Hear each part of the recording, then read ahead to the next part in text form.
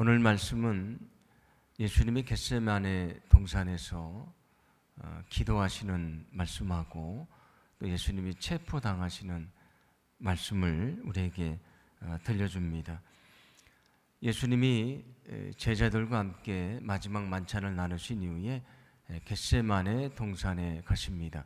이 겟세마네 동산은 어디냐면 예루살렘의 감람산이라고 있는데 그 서쪽에 있는 동산을 말합니다.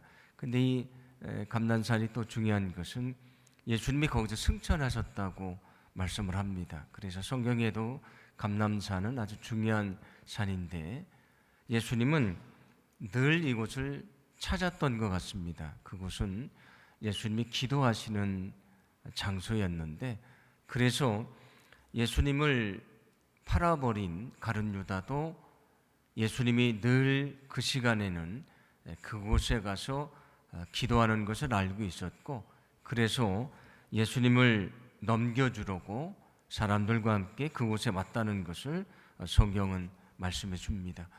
오늘 32절을 보시면 예수님이 제자들에게 여기 앉아 있으라 그렇게 말씀을 하십니다. 그리고 베드로와 야고보와 요한 이 세 명의 제자를 데리고 더 깊은 산속으로 들어가십니다.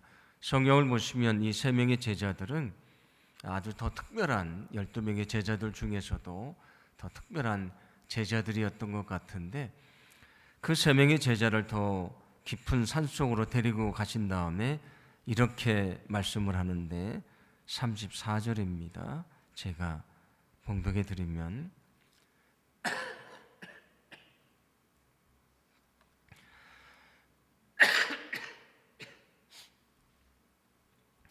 말씀하시되 내 마음이 심히 고민하여 죽게 되었으니 너희는 여기 머물러 깨어있으라 하시고 아멘.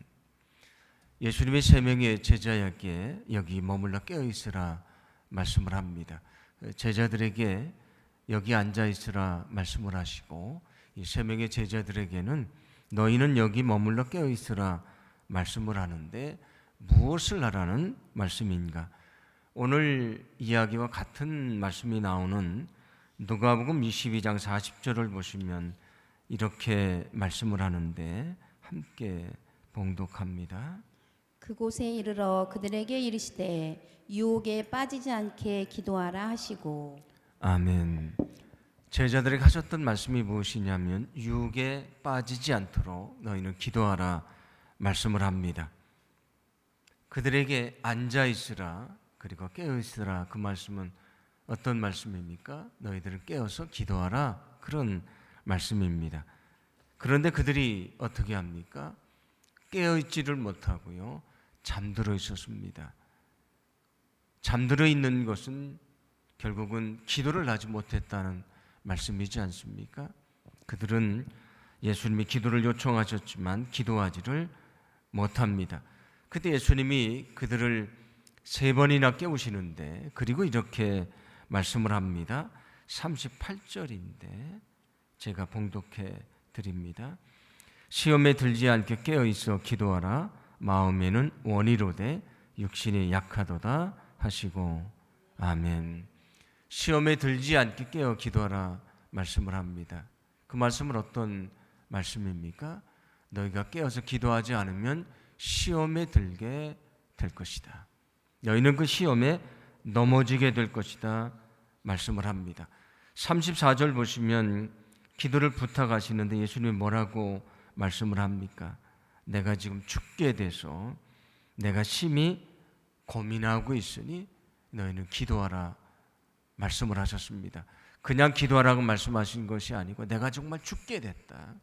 그러니 나를 위해 기도해 달라 말씀을 하셨는데 어리석은 제자들은 세 번이나 잠을 자고 있었다고 말씀을 합니다. 생각하면 아주 철없는 아이 같은 그런 제자들의 모습이지 않습니까? 그런데 오늘 성경에 나오는 제자들의 모습을 보며 그것이 우리 자신의 모습인 것을 깨닫게 됩니다. 우리가 깨어서 기도해야 되는데 우리가 육신이 피곤하다고 일이 바쁘다고 세상의 여러 가지 일들로 인해서 기도의 자리에 엎드리지 못하는 영적으로 잠들어 있는 우리 자신의 모습을 오늘 성경은 보여주고 있는 것입니다. 오늘 성경 말씀대로 우리가 시험에 들지 않도록 늘 영적으로 깨어 기도해야 된다는 것을 기억하시기를 바랍니다. 여러분 늘 영적으로 깨어 기도하기를 간절히 소망합니다. 기도하지 않으니까 어떻게 됐습니까?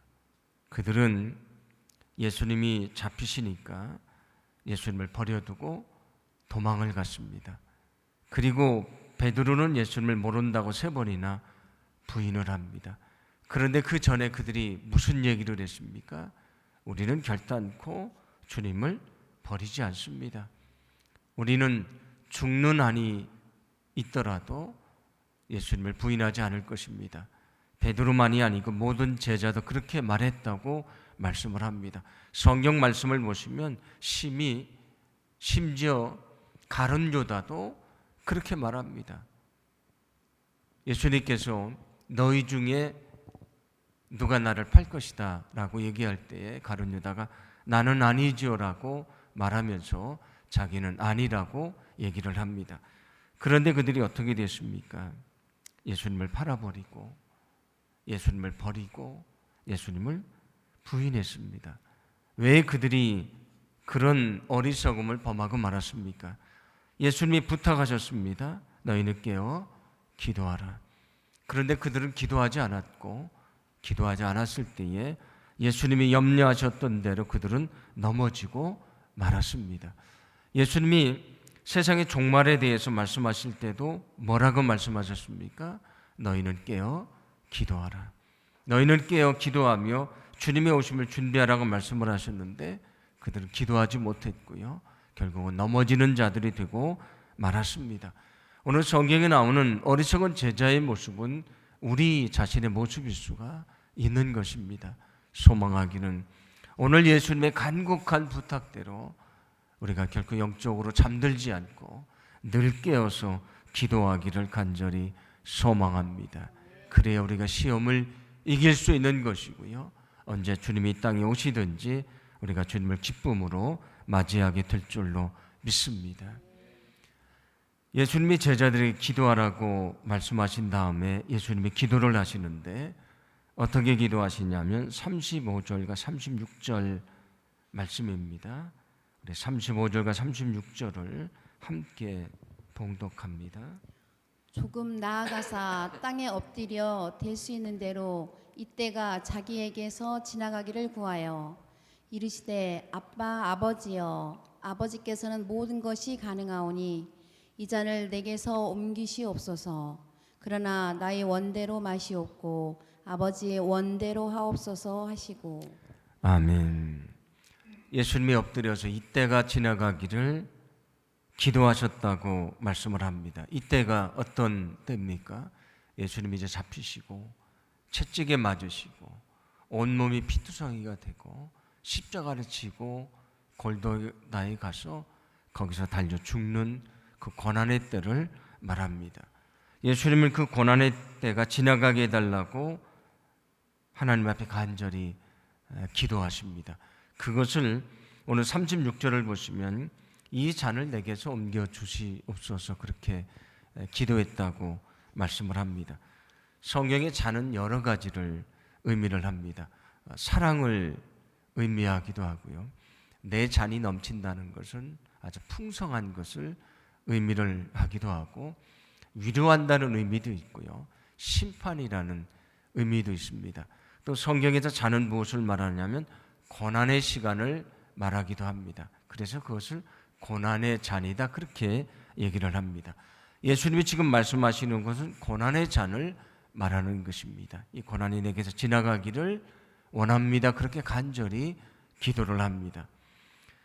예수님은 하나님의 아들이시지만 우리가 똑같은 몸을 가지고 이 땅에 태어나신 분이십니다. 그래서 예수님은 우리처럼 밥을 먹지 않으면 배고프시고요. 피곤함도 느끼시고 아픔도 역시 느끼십니다. 채찍에 맞으시고 십자가에 달리실 때에 처절한 고통을 예수님을 당하십니다. 그 고통이 어떤 것인지를 알고 계셨기 때문에 예수님은 기도하십니다. 할 수만 있다면 내가 이 고난의 잔을 피하기를 원합니다.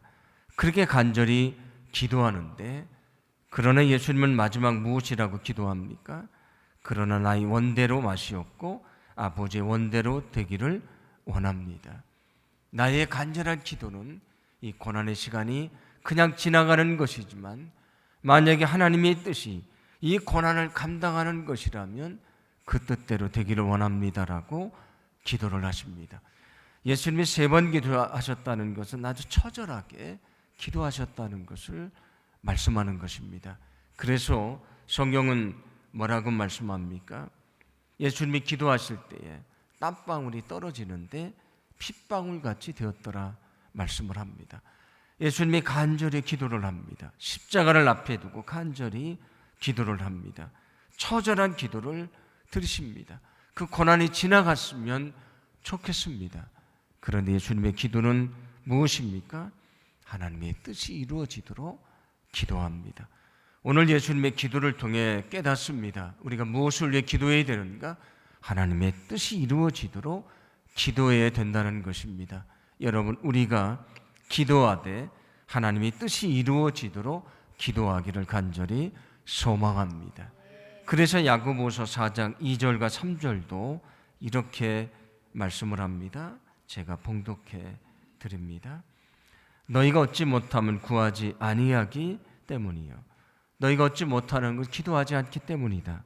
그런데 기도해도 받지 못하는 것은 정욕으로 쓰려고 잘못 구하기 때문이다. 그렇게 말씀을 합니다. 우리가 기도하면 응답해 주시지만 우리 기도의 방향이 잘못됐다면 그 기도는 응답되지 않는다, 그런 말씀이 됩니다. 갓난아이가 엄마에게 칼을 달라고 요구하는데 그 갓난아기에게 칼을 주는 부모가 어디에 있습니까? 만약에 우리가 잘못된 것을 구한다면 들어주시지 않는다고 말씀을 합니다. 그래서 우리에게 필요한 것은 무엇입니까? 하나님의 뜻을 찾는 과정이 필요한 것이고요, 하나님의 뜻에 따라 기도하는 것입니다. 요한일서 5장 14절도 이렇게 말씀을 합니다. 함께 봉독합니다. 그를 향하여 우리가 가진 바 담대함이 이것이니 그의 뜻대로 무엇을 구하면 들으심이라. 아멘. 하나님의 뜻대로 구하면 들으신다고 말씀해 줍니다. 기도라는 것은 무엇입니까? 우리가 하나님을 만나는 것입니다. 우리의 소원을 아뢰는 것입니다. 그래서 기도는 우리의 소원으로 시작이 됩니다. 만약에 그 소원이 하나님의 뜻에 합하다면 우리의 기도의 응답에 주실 것입니다. 그런데 우리 그 소원이 하나님의 뜻하고 다르다면 하나님이 어떻게 하시겠습니까? 기도하는 과정 속에 우리로 하여금 성령을 통해서 하나님의 뜻이 무엇인지를 다시 깨닫게 하십니다. 그래서 우리의 기도의 방향을 조정하게 하시고요, 우리가 드렸던 그 기도를 멈추고 하나님이 원하시는 기도를 드리게 하십니다. 그리고 그 기도를 위해 우리가 기도할 때에 거기에 하나님의 응답이 있다고 성경은 말씀해 주고 있는 것입니다. 예수님의 간절한 소망은 그 고난의 시간이 지나가는 것입니다. 그런데 예수님은 그 생각을 내려놓고 하나님의 뜻을 위해 다시 기도하십니다. 그리고 마침내 그 십자가의 길을 가시고 결국 하나님의 뜻, 십자가를 통해서 우리를 구원하신 위대한 일을 감당하십니다. 예수님은 자신을 위해 기도하셨지만 그러나 기도의 방향을 다시 바꾸시고 하나님의 뜻을 위해 기도하셨고 거기서 하나님의 역사를 이루셨다는 것입니다. 우리의 기도도 역시 마찬가지입니다. 우리가 늘 하나님 앞에 엎드려서 믿음으로 기도해야 하나님의 뜻이 무엇인지를 알게 되고요, 우리가 이 하나님 말씀 앞에 엎드려야 주님의 뜻을 깨닫게 되는 것이고 하나님의 뜻에 따라 기도하는 것이고 그때 우리의 기도가 응답되는 하나님의 귀한 역사가 있게 될 줄로 믿습니다. 늘 이 말씀 앞에 엎드리시고 또 믿음으로 기도하시고 하나님의 뜻을 우리가 분별하고 늘 그 뜻대로 기도하고 거기서 응답하시는 하나님의 역사를 볼 수 있기를 간절히 소망합니다. 오늘 51절 말씀을 보시면 이 오늘 성경 이야기 속에 어떤 재미난 얘기 같은 하나를 들려줍니다. 어떤 말씀이냐면 예수님이 잡히시니까 혼니부를 던져버리고 도망간 사람이 있다, 그렇게 말씀을 합니다. 오늘 성경이 누군지를 말씀하고 있지 않아서 그가 누구인지를 알 수는 없는데, 성경을 연구하는 사람은 우리가 지금 마가복음 말씀을 살펴보고 있는데 아마도 마가였을 것이라고 그렇게 생각을 합니다. 그래서 그가 성경을 기록할 때에 자신에 대한 이야기를 넣어놓은 것이 아닌가라고 생각을 합니다.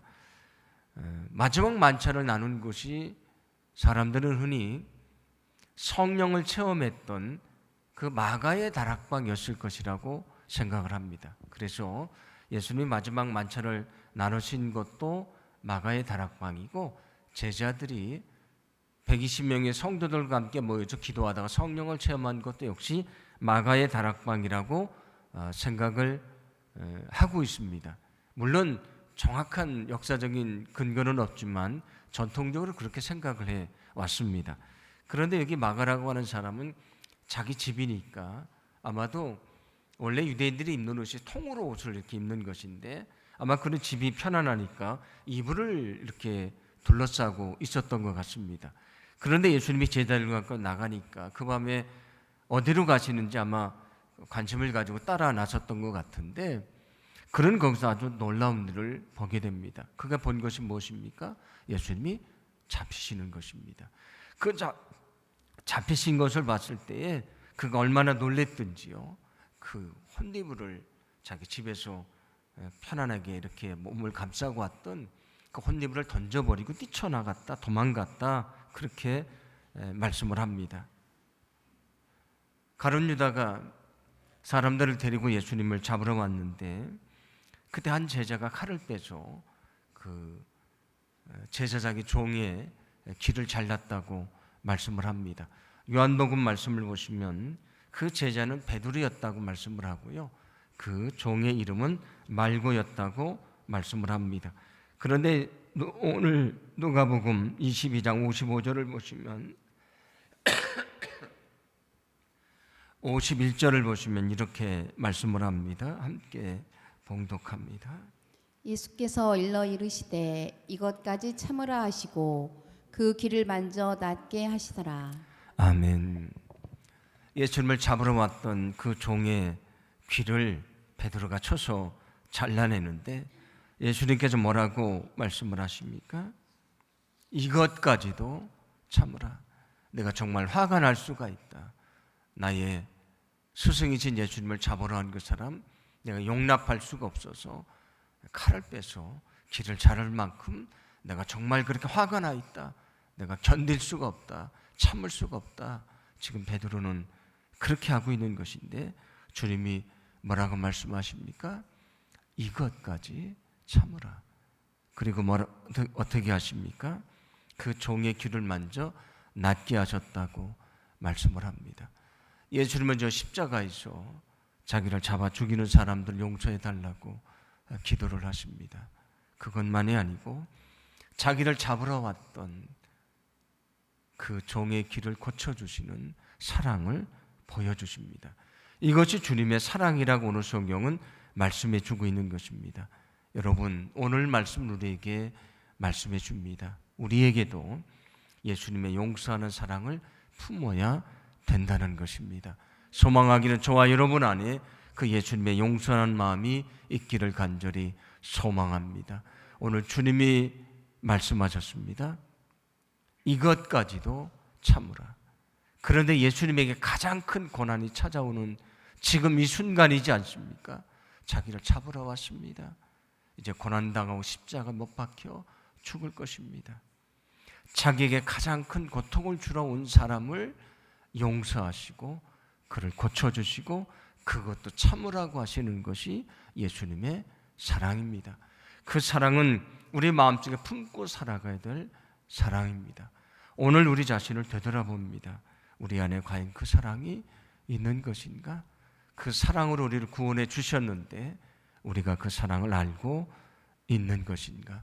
소망하기는 우리가 사순절기를 보내고 있는데 이 기간 동안 이 주님의 놀라운 사랑을 깨닫기를 간절히 소망합니다. 그 사랑 가지고 우리가 주님이 원하시는 믿음의 삶을 살아가기를 간절히 원합니다.